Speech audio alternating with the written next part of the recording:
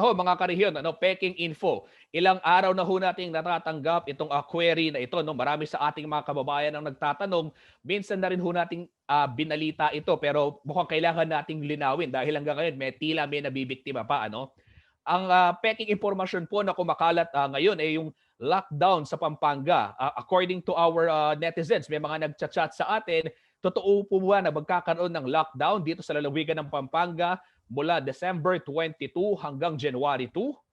Ang sagot ho, wala pong katotohanan yan. At atin pong kinumpirma mismo sa Provincial Information Office ng Lalawigan at according kay Ginoong Joel Mapiles, ang ating Provincial Information Officer, wala ho silang ibinabalita o inilalabas na ganyang impormasyon sa makatuwid. Walang mangyayaring lockdown sa Pampanga mula December 22 hanggang January 2, taliwas ho yan sa kumakalat na fake news o peking impormasyon sa social media. At nakausap din ho natin ang Information Office naman ng City of San Fernando na pinamumunuan ho ni Binibining Abigail David at sinabi rin niya na walang ganyang balita at wala ring plano ang lungsod ng San Fernando na magpatupad ng lockdown sa darating na Kapaskuhan. So yan po kumakalat na balitang yan para po karetang mangotang kaya kami na kabalen.